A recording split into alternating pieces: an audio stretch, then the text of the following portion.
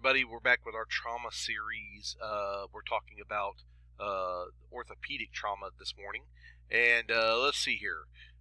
Biggest thing is again, it's got 175 slides in it, but I'm going to tell you, again, a lot of it is picture, so we get to see some things that are like, ooh, right? But remember that these damages can result from either direct or indirect kinetic forces. Okay, so just because they didn't take a direct strike does not mean that they can't get injured from the indirect means. So keep that in mind. The kinematics of an accident, I think we don't put as much attention on it as we should, because usually that will tell us what it is that's going on with your patient. But just remember, by the way, 80% who suffer multi-system trauma experience significant musculoskeletal injuries. And by the way, if it's good enough to break a bone, more than likely there was enough force there to cause concern for the underlying structures. Okay. Again, a lot of effort's been put on prevention. And again, auto crashes are probably the big one. Seatbelts have, of course, become a big thing. And again, sports, you've got the protective gear. You've got actually administrative rules being put into place to help prevent all of these things, continued damage from happening. Again, the skeleton is the body's superstructure, and the muscles are responsible for the movement. Okay, so again, the skeletal gives the structural form. It protects the vital organs and allows for the movement despite gravity. It does store salt and minerals, by the way, calcium being the big one, and produces red blood cells for transport, usually to transport oxygen. Now, the Haversian canals is the minute blood vessels, the minute blood vessels, that travel lengthwise between the bones and the small tubes. That's how your IO works, is it goes out through those. Osteocytes, again, bone cells, collagen and calcium. They have phosphate in them. They have a little bit of carbonate. They do have some salt crystals in it. Osteoblast is what laid down the new bone, and an osteoclast dissolved the bone structures not carrying, it's required for more salts for electrolyte balance. Okay, blast build, class tear down. All right. Again, the blood brings the oxygen and nutrients in. And again, and then devascularization is the loss of bone integrity. So remember that there are little blood vessels that go all through the bones, and if you break a bone, of course, that means it's and again, remember that you're going to lose that integrity of the bone, and it's going to be able to support weight. Okay, and that's one of the major functions. Now, bone parts, I should say. Diaphysis is the central portion.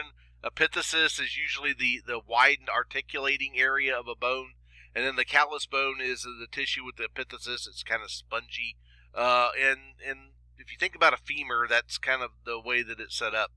The articulating surface is a thin layer of compact bone that meets the surface and rubs against the other. Metaphysis is the intermediate region between the epiphysis and diaphysis. And what we got to watch out for, especially when we're starting an IO, is that epiphyseal plate. Make sure that we don't hit that, because if we hit that, the bone stops growing. Okay. Medullary canals is where it's usually the hollowed out part of the bone, but it's usually filled with yellow bone marrow. It stores fat in a semi-liquidous form. But it also, the red bone marrow is what actually creates erythrocytes. Okay. So they do have a blood-forming function. The periosteum is the tough fibrous membrane that covers the exterior of a diaphysis. Okay, so the end of the bones are usually covered with periosteal material. Again, cartilage is usually between the bones. It's a small layer of connective tissue, and then bones are classified to their shape. You got your long bones, you've got your short bones, your flat bones, your irregulars, your sesamoids, which is kind of like your the things that go the irregular bones, kind of. Now, again, this is a good example of a standard bone. This is, I believe, a femur. But again, these are the different canals that you can have. So yes, the femur does have a canal. Yes, you can actually drill into it. It is, a matter of fact, your distal femur is actually one of the sites you can drill into. But again, it's kind of a little bit harder to hit, especially because of the muscle structure there. Again, joint structures. You got immovable joints, which are synarthroses, amphiomorphoses, which allow limited movement, and diarthroses. These are synovial joints, and they permit free movement. And I would probably know all of the names of these joints because I'm pretty sure that they're going to come up. Saddle joints, kind of like in your wrist. The hinge is, again, your bicep, tricep area. Your condyle, again, your ball and socket joints. Pivot joints would be, this is a C1, C2 example for there. Don't need to know the biaxial. That's just when they're talking about the axia, they're talking about how the actual it can actually move and how it can rotate. Oh, that's kind of interesting. Pop up the old error there. All right. So again, this is the reminder that ligaments are bone to bone. Tendons, by the way, muscle to bone. So ligaments, again, and the way that I remember this is your knee. Your knee has the anterior collateral ligament, ACL, medial collateral ligament, MCL, lateral collateral ligament, LCL. But all those ligaments is what forms the knee joint. Matter of fact, when the athletes tear those, that's again where they usually have a problem with those. Remember that in the joints themselves, they have some synovial fluid, which is oily. It allows for lubrication, or it reduces the friction. And then there's bursae, which actually small sacs filled with synovial fluid. These can sometimes build up, and again, actually they have to go in and drain those from time to time if they get too big. Little anatomy review. Skeleton has 206 bones. Your axial skeleton in the center. The appendicular, usually all of your shoulder joint, pelvic joints, and then all of the extremities. Okay, so again, the axial skeleton, and then the appendicular skeleton is everything else. We already know about all these. I'm not going to really go through which is what and where. But I would say that I probably need to know where my bigger bones are. And again, we did this in A&P, so I don't want to stress about it too much. But what I will say about it is that you need to make sure that you know the bigger bones, okay? So bone aging, again, is an embryo. You got really like loose cartilaginous tissue, but then it starts to form. Again, it starts to add the calcium to it. And then they start to grow, becomes bony, it ceases to produce cartilage. But by about age 40, you lose the ability to maintain bone structure, and the bones will become a little bit more brittle. And especially if there's a nutrient deficient, they're going to definitely do that. Now, osteoporosis is when you lose bone mass due to the strength, and the function actually diminishes of that. Now, your muscle tissue, you got 600 muscle groups, okay? Lots of stuff there. So origin and insertion, I probably would know those two terms. Again, the origin is where it attaches and remains stationary. Insertion is attached to the moving bone. Okay.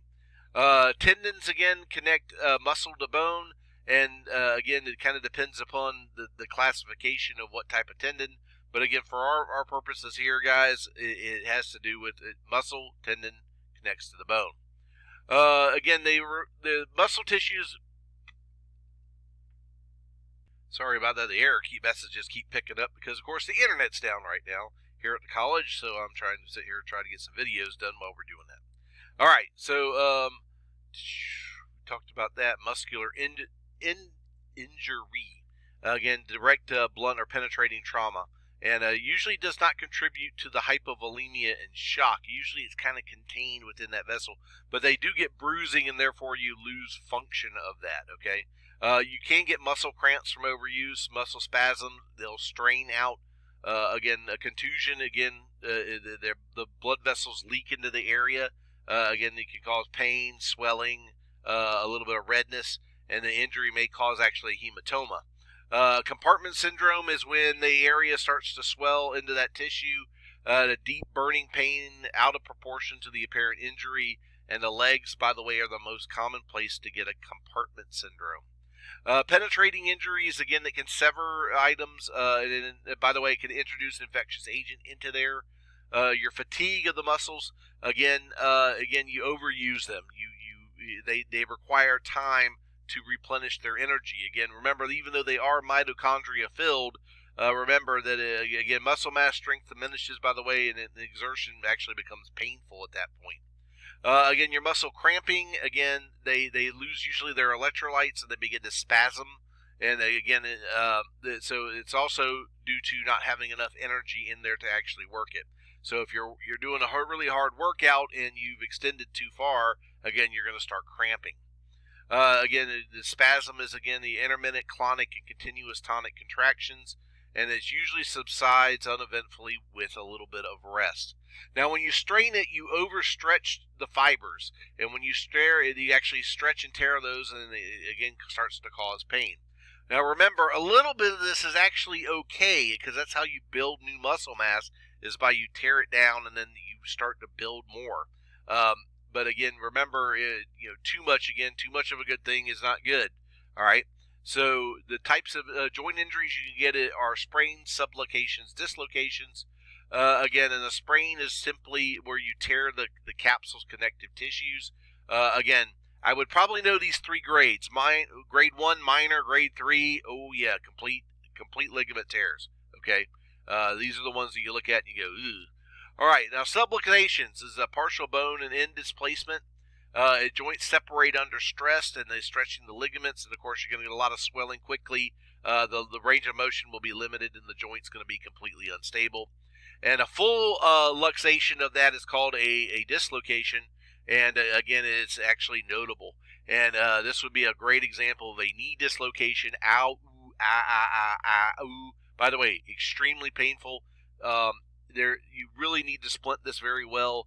And the other thing is I would probably, before I even started splinting this guy, assuming that they're stable, let's give him some pain meds before we start manipulating this thing.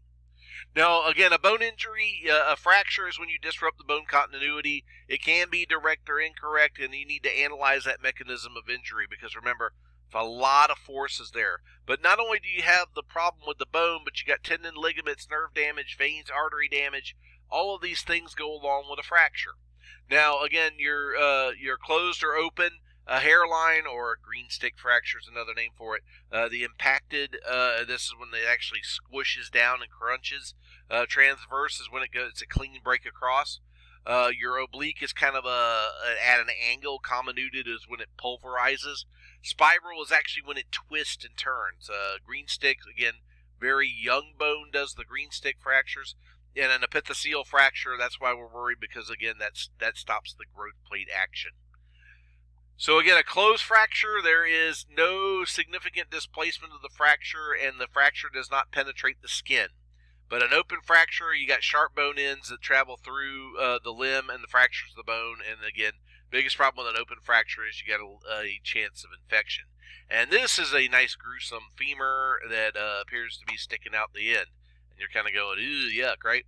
Now the good news is, by the way, and I've heard a lot of, I'm about pulling traction on this because I got some really bad news for you. They're going to go in and surgically debride this anyway. There's a lot of people that say, you shouldn't.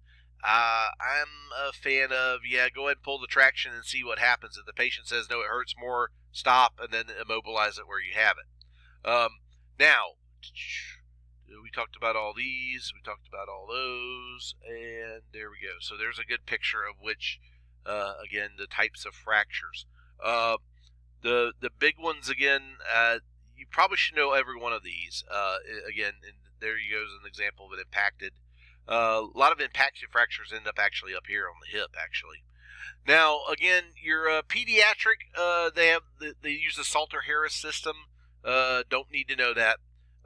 Again, the classification is according to the growth plate and the bone, so the greater the Salter-Harris is, the more difficult it's going to be for healing.